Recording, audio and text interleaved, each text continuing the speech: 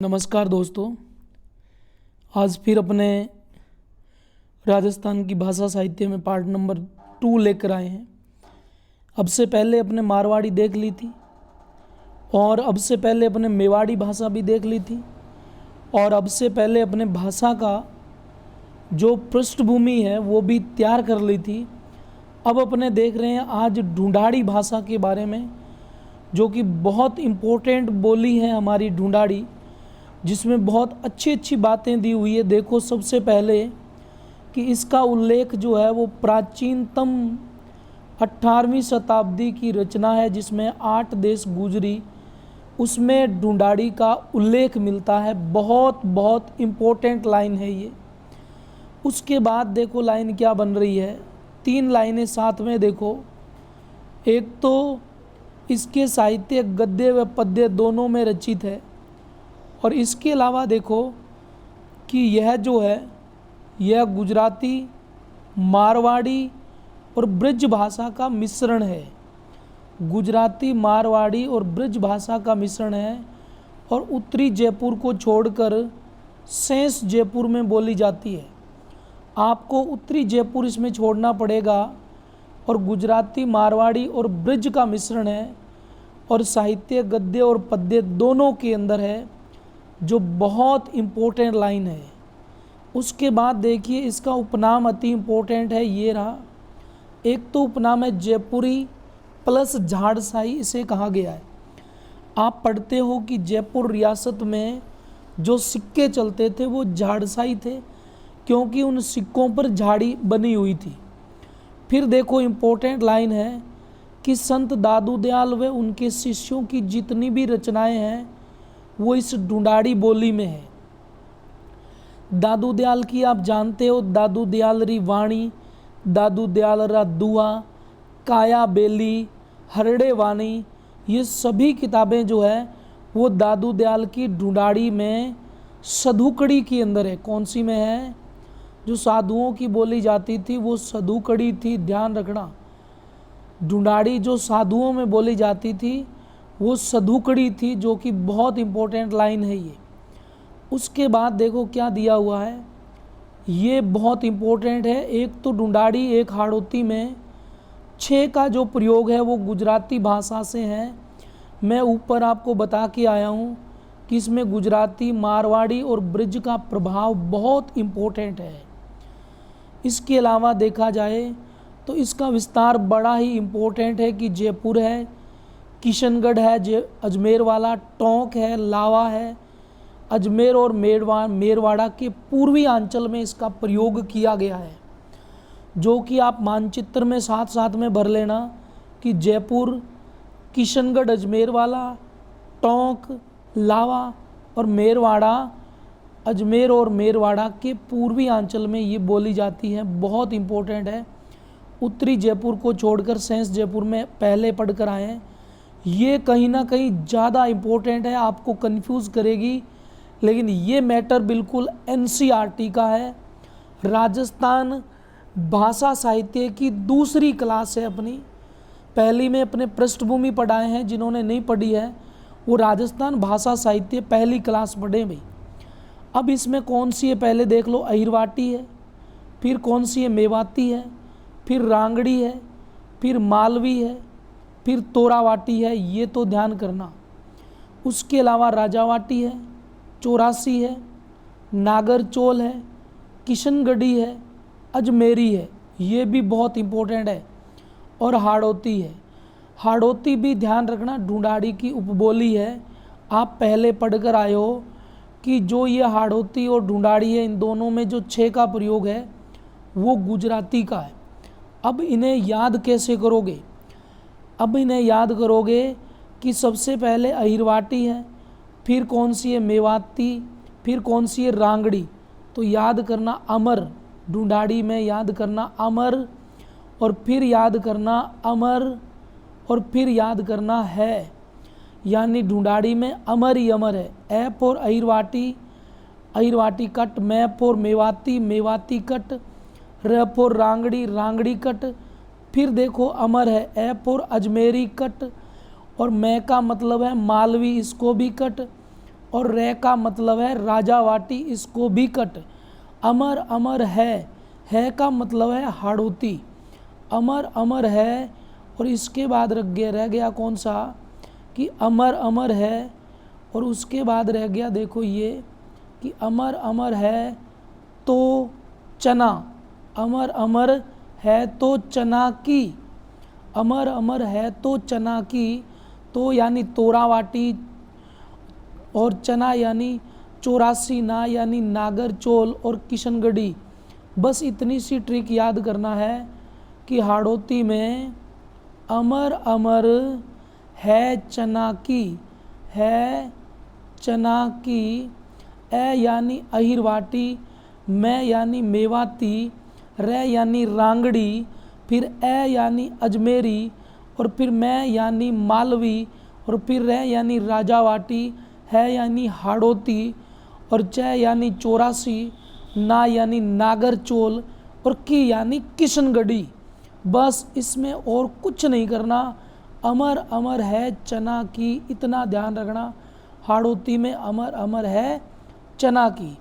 अब हमारे पास शुरू हो रही है बागड़ी, बहुत इम्पोर्टेंट है। जो बागड़ी है वो बागड़ प्रदेश की है, जो डूंगरपुर और बांसवाड़ा का है। कहाँ का है बागड़ प्रदेश? बागड़ प्रदेश डूंगरपुर, और ध्यान रखना बांसवाड़ा का जो है, डूंगरपुर और जो बांसवाड़ा का है वहाँ पर बोली जाती है बागड़ी।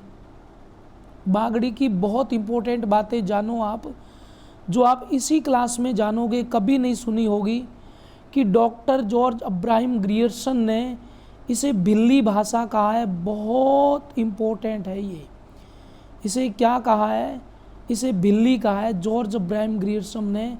फिर इसका क्षेत्रफल डूंगरपुर बांसवाड़ा यानी बागड़, और इसमें गुजराती का प्रभाव है, बहुत इम्पोर्टेंट है।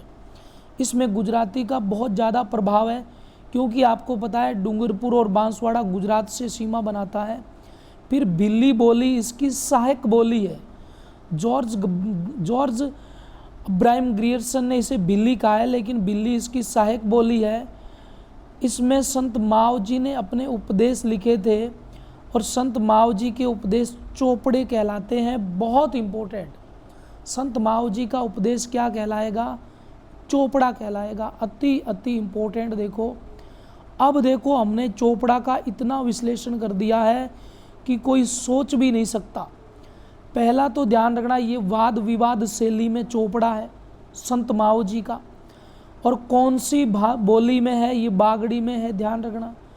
फिर इसमें सबसे ज़्यादा भविष्यवाणियाँ दी गई है। संत माओ जी ने सबसे ज़्यादा भविष्यवाणियाँ इसमें दी है। फिर ये देखो 72,96,000 छंदों में लिखा हुआ है चोपड़ा, तो इसीलिए नाम चोपड़ा है। दीपावली के दिन इसे मंदिर से बाहर रखा जाता है दर्शन हेतु। बहुत इम्पोर्टेंट है। दीपावली को चोपड़ा बाहर रहता है, जबकि चोपड़े की पूजा मकर संक्रांति के दिन 14 जनवरी को होती है। और जनवरी के महीने में सूर्य की लोकेशन मकर रेखा पर होती है, इसलिए आती है मकर संक्रांति। 14 जनवरी के दिन चोपड़ों की पूजा होती है।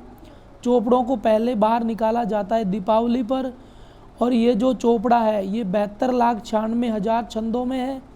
इसमें सबसे ज़्यादा भविष्यवाणियाँ हैं, वाद विवाद शैली में है। अगला इम्पोर्टेंट देखो कि ये 5 भागों में है। ये कितने भागों में है? 5 भागों में चोपड़ा है। सबसे पहले प्रेम सागर, फिर मेघ सागर, फिर शाम सागर, फिर रतन सागर, और फिर अनंत सागर। सर कैसे याद करना है? बहुत इम्पोर्टेंट, आप देखते जाइए। याद रखना है कि प्रेम में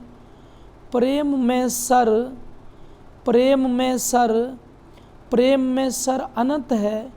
बिल्कुल राइट है, प्रेम में सर अनंत ही होता है।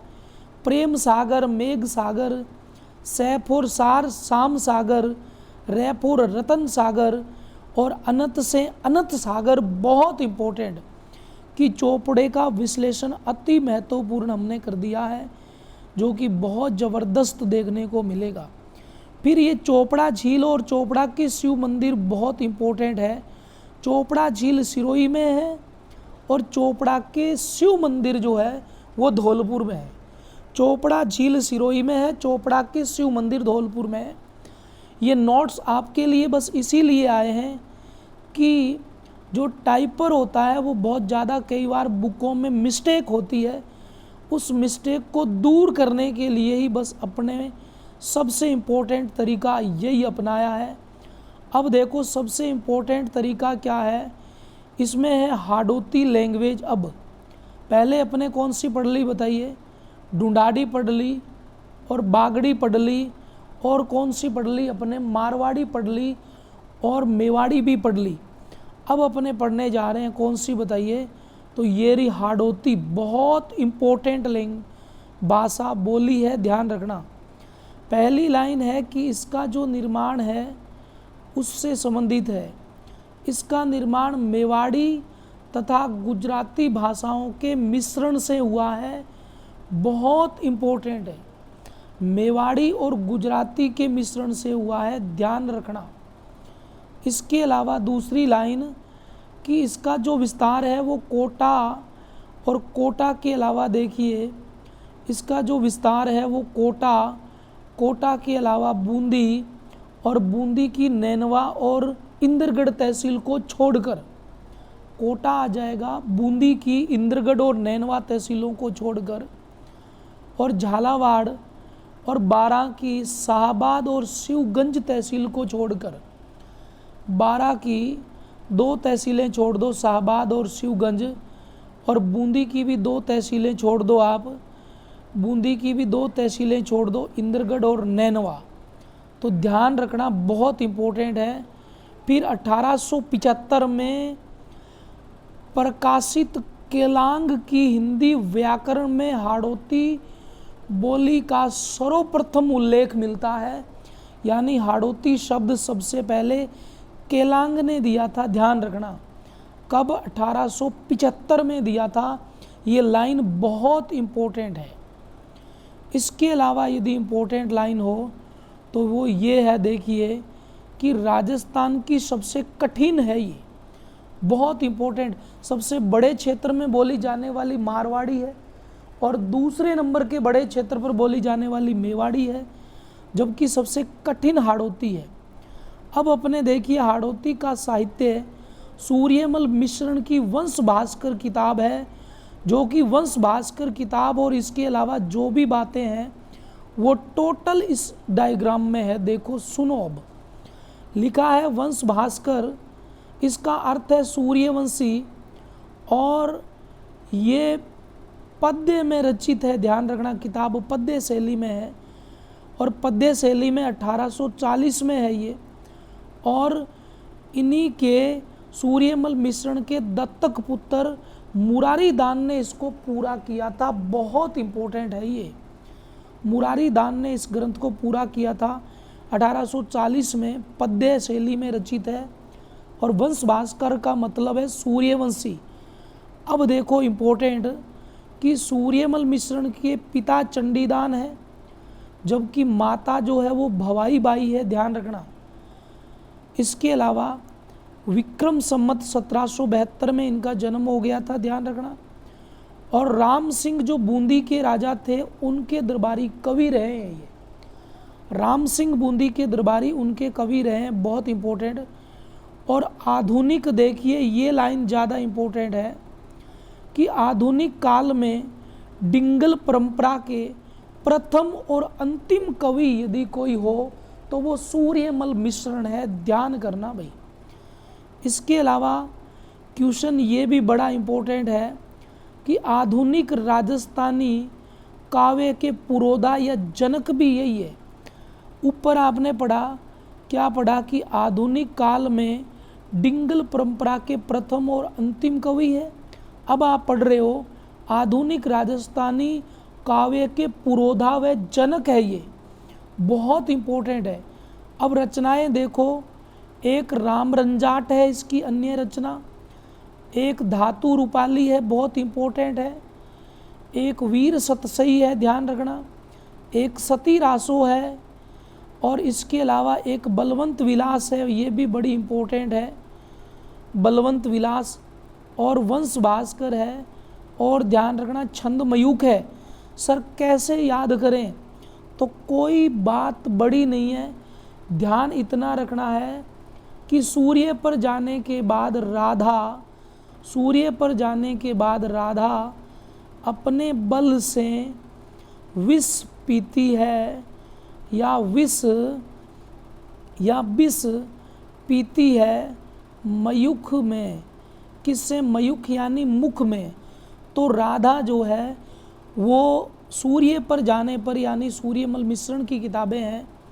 राधा यानी राम रंजाट येरी, धा यानी धातु रूपाली। राधा अपने बल से यानी बलवंत विलास बल से सूर्य पर जाकर, यानी सारी किताबें सूर्यमल मिश्रण की है, विष पीती है। विष से क्या हो गया? देखो, विष से हो गया वीर सतसई और सह से हो गया सतीरासो। विष पीती है मयूख में, तो छंद मयूख नाम की किताब है। इतना याद रखना कि राधा सूर्य पर जाकर बल से क्या पीती है? विष पीती है अपने मयूख में यानी मुख में। तो ये जितनी भी बातें थी सूर्यमल मिश्रण की मैंने आपको बता दी है। अब देखो क्या लिखा हुआ है कि वंश भास्कर महाभारत के समान बड़ा होने के कारण इसे विश्वकोशीय ऐतिहासिक ग्रंथ कहते हैं। बहुत बहुत इम्पोर्टेंट, विश्वकोशीय ऐतिहासिक ग्रंथ कहते हैं। फिर ये लाइन देखिए, राजस्थान के 2 कवियों ने सामंती अत्याचारों व शोषण के विरुद्ध अपनी आवाज़ उठाई और तीखी आलोचना की थी अंग्रेजों की। उन दोनों के नाम बहुत इम्पोर्टेंट है, एक सूर्यमल, एक शंकरदान सामोर। बहुत इम्पोर्टेंट है दोनों के दोनों, ध्यान रखना। दोनों की बड़ी बात है कि राजस्थानी साहित्य की प्रमुख शैली डिंगल शब्द का प्रयोग जो है वो प्रसिद्ध कवि बांकीदास ने अपनी रचना कुकवि 32 में किया है। बहुत बहुत इम्पोर्टेंट है ये कि राजस्थानी साहित्य की एक डिंगल जो शैली है, इस डिंगल शब्द का प्रयोग बांकीदास ने, जो मारवाड़ का बीरबल है बांकीदास, उस बांकीदास ने कुकवि 32 में किया है। अति महत्वपूर्ण बात है ये। उसके बाद देखिए इसमें 6 का प्रयोग गुजराती भाषा का है। ये आप पहले भी पढ़कर आए हो कि हाड़ौती और ढूंढाड़ी में 6 का प्रयोग जो है वो गुजराती का है। हाड़ौती जो है वो ढूंढाड़ी की उपबोली है, आप जानते हो। तो इस क्लास को साथ में शेयर करें और साथ में रजिस्टर और पेन लेकर बैठें। जो भी बातें बोल रहा हूँ बहुत इम्पोर्टेंट है, उनको नोट करते जाइए। बस इससे ऊपर कुछ भी नहीं मिलेगा आपको। ये सबसे खतरनाक नोट्स होंगे आपके एग्ज़ाम में, ध्यान रखना।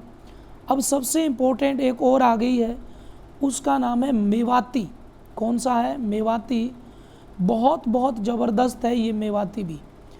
अब इस मेवाती से संबंधित जो भी बातें हैं वो अपने पढ़ेंगे कि मेवाती में कौन कौन सी बातें जो है वो अपने लायक की है और बहुत बहुत इम्पोर्टेंट है, ध्यान रखना। उन्हीं बातों को सेलेक्ट करेंगे जो बहुत इम्पोर्टेंट होगी। तो अब सुनो आप कि इसमें लिखा हुआ है कि बहुत इम्पोर्टेंट ही लिखा होगा कि ब्रज भाषा से प्रभावित इनमें लालदास जी व चरणदास जी संतों की रचनाएं, मेवात की मीराएं सहजोबाई और दयाबाई की रचना है। बहुत इम्पोर्टेंट।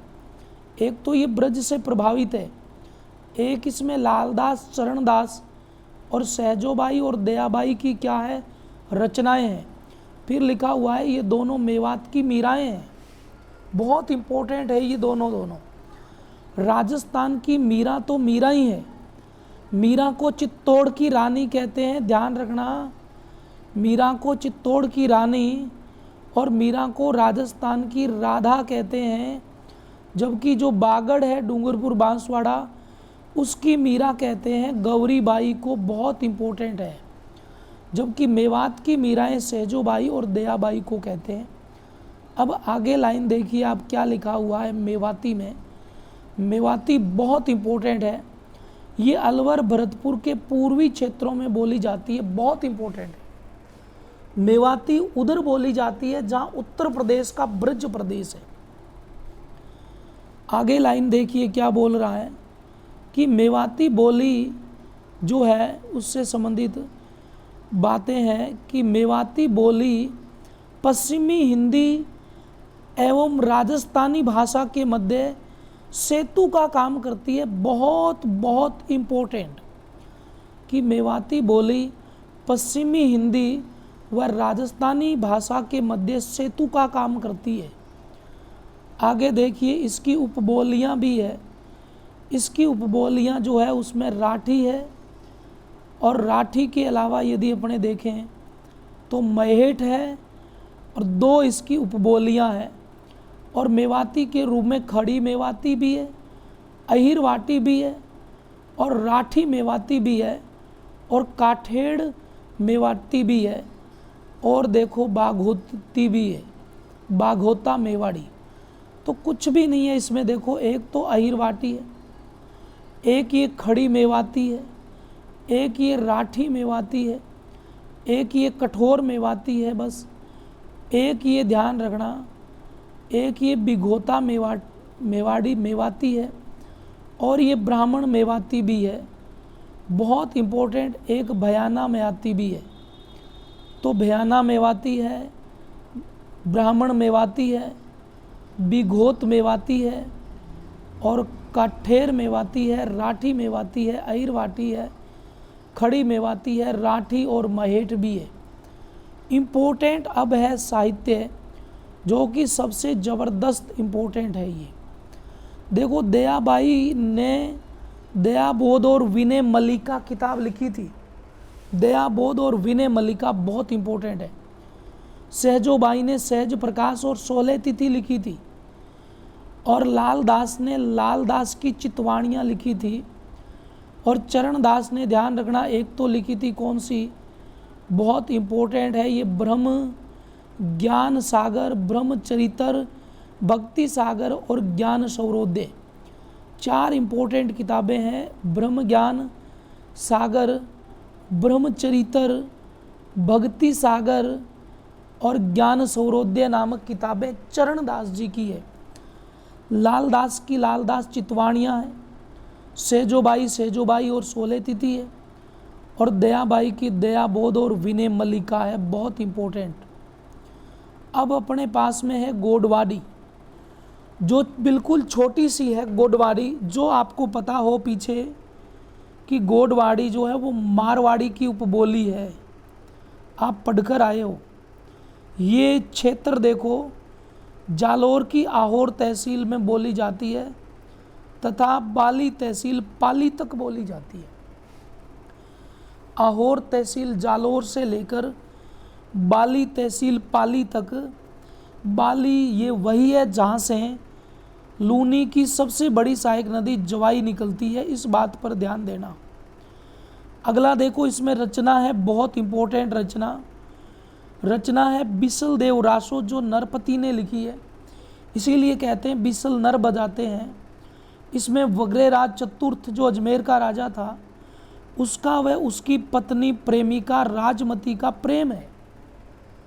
बहुत इम्पोर्टेंट है कि विग्रहराज चतुर्थ अजमेर का राजा और उनकी रानी राजमती का प्रेम बिसल देव रासों में नरपति नाला ने लिखा है गोडवाड़ी में। अब इम्पोर्टेंट है अहिरवाटी, राठी और यादव क्षेत्र की बोली। अहिरवाटी राठ प्रदेश की है। कहा जाता है कि काठ नवे पर राठ ना नवे। काठ यानी लकड़ी मुड़ सकती है जबकि राठ नहीं मुड़ सकते। तो ये यादव की क्षेत्र की है, इसे अहिरवाटी कहते हैं। बहुत इम्पोर्टेंट होगा इसका साहित्य, अभी देख लेते हैं। उपनाम है राठी, अहिरवाटी और यादवों की बोली। इधर यादव ज़्यादा है। विस्तार जयपुर के कोटपुतली से अलवर के बहरोड तक है, ध्यान रखना। इसमें रचना जो है वो कवि शंकर राव ने भीम विलास नामक एक किताब लिखी है। एक सुंदर काव्य लिखा है जो कि नीम राणा के सामंत भीम सिंह चौहान पर लिखा है, जो अहिरवाटी में है। फिर बता दूं कि कवि शंकर राव ने भीम विलास नामक एक सुंदर काव्य लिखा है जो कि नीमराना के सामंत भीम सिंह चौहान पर लिखा है। बहुत इंपॉर्टेंट बात। और अगली देखिए, अगली फिर है कि नीमराना के राजा चंद्रभान सिंह चौहान पर इनके दरबारी कवि जोधराज ने हमीर रासो नामक किताब लिखी है। हमीर रासो भी अहिरवाटी में है। भीम विलास नामक सुंदर ग्रंथ भी अहिरवाटी में है, ध्यान रखना। इसके अलावा देखो क्या है कि अली बख्श ख्याल जो है वो अली बख्श ने लिखा था, जो मुंडावर अलवर के नवाब थे, जो बहुत बड़े कृष्ण भक्त थे। और इनका ये जो नाटक है, कौन सा, अली बख्शी ख्याल नाटक, इसी के कारण इसे अलवर का रसखान कहा गया है, क्योंकि ये कृष्ण भक्त था। अलवर का रसखान कहते हैं। बहुत इंपॉर्टेंट लाइन है। तो ये हो गया हमारा मेवाती।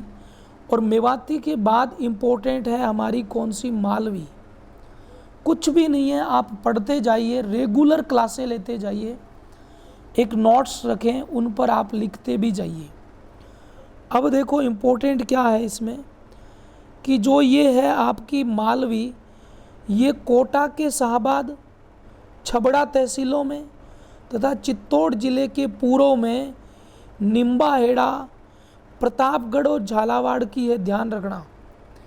प्रतापगढ़ और झालावाड़ के दक्षिण पूर्व में है ये, जो कि बहुत इंपॉर्टेंट लाइन है कि कोटा के शाहबाद और छबड़ा तहसीलों में है, ध्यान रखना। और निम्बाहेड़ा प्रतापगढ़ और निम्बाहेड़ा चित्तौड़ और प्रतापगढ़ झालावाड़ के दक्षिण पूर्व में है। फिर अति इम्पोर्टेंट इसमें प्रभाव जो है वो मारवाड़ी का, ढूंढाड़ी का तो मिश्रण है, जबकि गुजराती और मराठी का प्रभाव है। गुजराती और मराठी का प्रभाव है, जबकि मारवाड़ी और ढूंढाड़ी का इसमें क्या है, मिश्रण है, ध्यान रखना। बहुत इंपॉर्टेंट लाइन। आगे देखिए, इसकी उपबोलियां ध्यान रखना। एक तो निमाड़ी है, एक रागड़ी है, एक रतलामी है, एक पाटवी है, एक ऊमटवाड़ी है और एक निमाड़ी है। निमाड़ी ये वही है जिसे दक्षिणी राजस्थान की बोली कहते हैं। इसके अलावा इम्पोर्टेंट देखिए, इतना ही था। अब इम्पोर्टेंट में है निमाड़ी।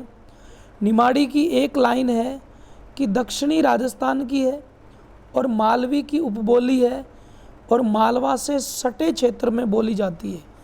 बस अब है हमारी राजावाटी, जो कि कहीं ना कहीं इम्पोर्टेंट हो सकती है। राज किधर करेगा, जयपुर के पूर्व में रजावतों के गांव में राजावाटी है। जयपुर के पूर्व में राज करेंगे, बस इतना ध्यान रखना। अब है शेखावाटी। तो ध्यान रखना शेखावाटी की बात कि चूरू, झुंझुनू, सिक्कर शेखावाटी में बोली जाती है। ये उपबोली मारवाड़ी की है, जबकि प्रभाव मारवाड़ी और ढूंढाड़ी दोनों का है।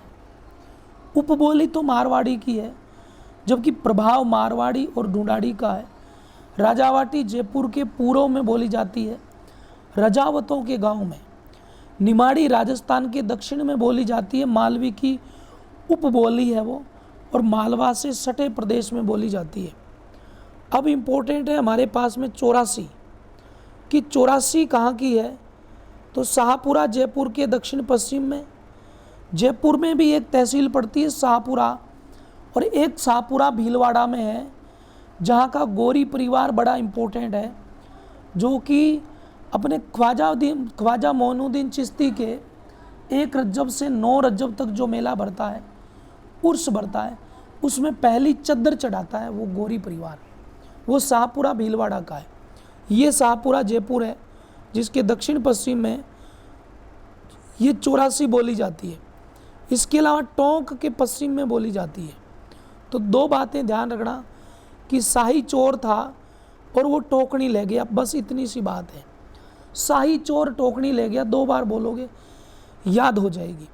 अब एक खेराड़ी बहुत इंपॉर्टेंट है कि जयपुर, ये अब भीलवाड़ा के शाहपुरा में, और ध्यान रखना खेराड़ी भीलवाड़ा के शाहपुरा, बूंदी के नैनवा और इंदरगढ़ को छोड़कर सभी में बोली जाती है ये।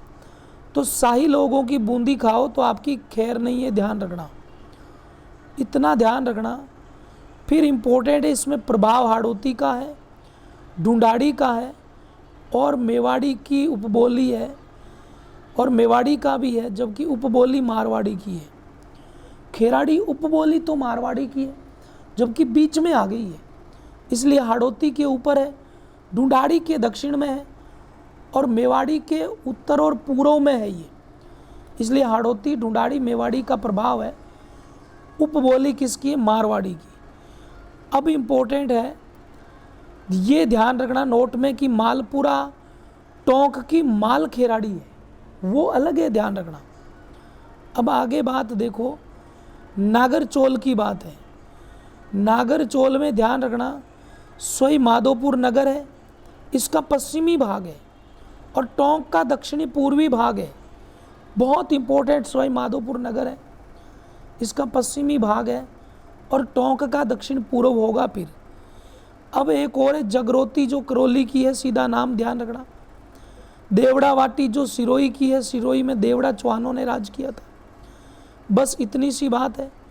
देवड़ा वाटी की उपबोली सिरोही है, ध्यान रखना।